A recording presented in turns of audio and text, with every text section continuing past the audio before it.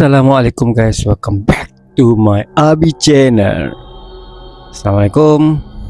Hari ni Abi nak cerita pasal satu filem ni. Abi minat dengan cerita ni. Cerita ni Abi tengok banyak kali. Dalam dah 7 ke 4 kali kot Abi rasa. Wah. Cerita tu yang bertajuk Constantine. Constantine, betul lah habis sebut. Okay, cerita tu pasal cerita seram lah kan. Cerita seram mengenai dia boleh nampak hantu, syaitan kan. Okay, cerita dia Abi sebenarnya Abi tengok dan Abi tahu. Cuma exactly cerita dia yang sebenar tu jalan cerita tu lah kan. Abi nak confuse sikit. Macam tu kan. Nak cerita tu confuse sikit. Okay, Constantine ni ialah filem aksi seram supernatural tahun 2005 lah. Cerita ni dah lama lah, tapi dia punya hit terbaik yang dibintangi oleh Keanu Reeves sebagai John Constantine. Keanu Reeves ni korang mesti tahulah kan siapakah dia punya pelakon dia lah kan. Okay, jadinya secara ringkasnya cerita ni tapi sebelum tu kita tengok dulu sikit-sikit lah dia punya scene dia tu. Let's go.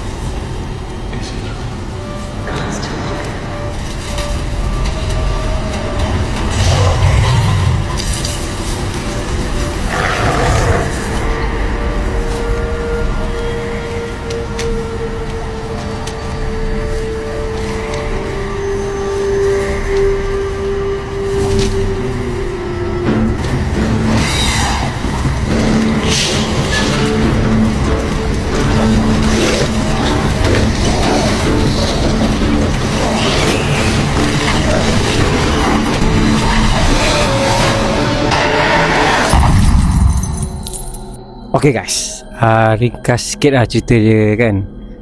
John Constantine ni ialah seorang pengusir syaitan exorcist yang mempunyai kebolehan melihat malaikat dan syaitan yang menyamar sebagai manusia di bumi. Maknanya dia masa lepas dia lahir tu dia boleh tengok syaitan ke malaikat ke dia boleh tengok. Cerita orang putih kan, syirik je kerja dia. So jadinya dia pernah cuba membunuh diri ketika muda dan percaya bahawa dosanya menyebabkan dia ditakdirkan ke neraka selepas nanti. Kenapa dia ke neraka tu korang kena tengok lah kenapa. Nanti Abi cuba tengok. Suatu hari seorang detektif polis bernama Rachel Weisz Angela Dawson, dalam filem tu nama artis tu lah kan, meminta bantuan menyiasat kematian misteri kembar perempuannya. Dia ada adik kembar. Adik kembar ni mati tanpa tahu sebabnya. Siasatan itu membawa mereka kepada konspirasi besar melibatkan syaitan, malaikat dan rancangan untuk memulihkan anak kepada Lucifer memasuki dunia manusia. Lucifer ni tak silap Abi dia anak kepada ayah syaitan. ayah setan punya anak Lucifer ni, tak silap Abi lah. Kan sepanjang filem Konstantin ni bertarung dengan kuasa gaib sambil cuba menebus kesalahannya dan mencari jalan untuk menyelamatkan jiwanya daripada neraka. Okey, sebenarnya siapa ni yang The Konstantin ni, dia ada kanser tau. Dia ada kanser paru-paru. Dia cakap kalau aku mati pun, baik pun, harap-harap kanser aku tu boleh membawa aku ke neraka. Macam tu lah. Okey, sikit sebanyak Abi tambah lah ceritanya kan. Sejak kecil lagi betul dia pernah tengok, dia boleh nampak lah kuasa-kuasa gaib ni kan. Macam setan, makhluk-makhluk yang ada dalam neraka, semua dia boleh tengok. Dia boleh nampak. Dan dia masa dia kecil, dia pernah cuba nak bunuh diri sebab dia tak sanggup kan. Tiba-tiba kau ada power lah pula, boleh tengok semua tu kan. Walaupun dia berjaya dihidupkan semula selepas beberapa minit. Menurut kepercayaan dalam filem tu, tindakan bunuh diri menyebabkan jiwanya sudah ditandakan untuk masuk neraka apabila dia mati. Okey, scene yang dia cuba bunuh diri ni sebab dia nak selamatkan seorang yang nama siapa ni? Richard Wilson lah, Angela Dawson tu. Dia mati dan konon-konon acah-acah dia nak bunuh diri lah untuk selamatkan perempuan tu.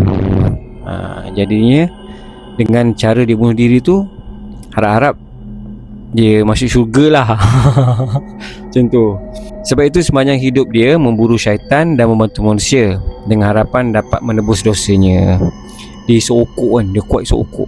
Maknanya dia seokok tu dengan dia tolong orang yang ada kena rasuk ke, kena apa ke, dengan harapan menebus dosa dia lah. Pun dia sedar bahawa dia banyak melakukan perkara baik bukan kerana ikhlas, tetapi kerana mahu membeli tiket ke syurga. Kan? Betul tak dia cakap? Dia tak ikhlas tapi dia beli tiket ke syurga. Tapi sini memang banyak malaikat Jibril lah kan. Anak Tuhan lah, anak setan lah kan. Itu memang tak masuk akal sebenarnya kan. Kalau ikutkan agama kita memang syirik lah kan. Tapi as seorang penonton, kau fikir tu just filem je kan. Tapi quite nice lah cerita dia kan. Okay, masa yang kes adik kembar dia mati tu kan, dalam siasatan bersama Angela, Konstantin menemui bahawa keseimbangan antara syurga dan neraka sedang diganggu. Anak Lucifer iaitu Mammon cuba memasuki dunia manusia untuk memulakan kekacauan besar. Untuk berjaya, Mammon memerlukan bantuan makhluk tertentu dan kuasa gaib yang kuat.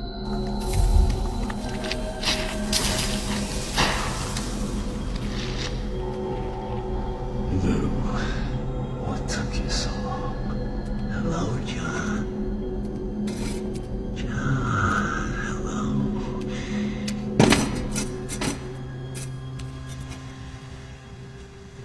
You're the one soul I would come up here to collect myself. So I've heard. Dia minta tolong geng-geng yang macam kita ni, iblis lah. Iblis tu dia punya kuli-kuli batak dia lah, macam tu kan. Dia minta tolong. Di penghujung cerita, Konstantin sanggup mengorbankan dirinya untuk menghalang rancangan itu. Pengorbanan yang benar-benar ikhlas tersebut menyebabkan syurga akhirnya menerima jiwanya. Namun Lucifer sendiri muncul dan kerana tidak mahu Konstantin pergi ke syurga. Lucifer ni salah Lucifer ni bapak dia. Yang anak dia tu nama Mammon. Sorry. Jadinya diturunlah ke dunia. Aku tak nak kau masuk syurga. Konstantin ni dia tak bagi Konstantin masuk syurga sebab dengan kebaikan dia yang dia bagi. So dia disuruh hidup terus di dunia supaya kau terus buat jahat. Macam tu kan. Kerana tidak mahu pergi menyembuhkan serta menghidupkan semula supaya dia tidak terus hidup di bumi. Dia mati, disembuhkan balik supaya dia terus hidup di bumi. Gitulah.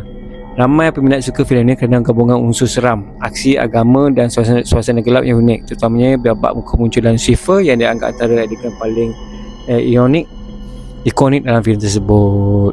Cerita ni bagi Abi walaupun tahun 2005, tapi untuk kita nak relax, nak santai, dia kurang jump scare. Tapi untuk kita tahu jalan cerita tu sangat mudah. Cara dia, scene babak-babak yang memudahkan kita faham. Abi bukan tak faham cerita ni, cuma Abi nak susun ayat tu kan, mengenai cerita tu kan. Abi ni kadang-kadang pelupa. Jadinya korang kena tengok. Abi tak pasti di Netflix ada ke tak, korang boleh check. Tapi cerita ni sangat bagus. Dan Abi dengar kata-katanya Constantine 2 akan keluar. Tengah buat ke tahun ni ke, wallahualam. Wow. So Abi rasa setakat tu saja guys. Jangan lupa like, komen dan subscribe. Yang mana dah subscribe, Abi minta terima kasih banyak-banyak. Semoga korang pun dimudahkan urusan kan, dimudahkan, diberi kesihatan yang baik,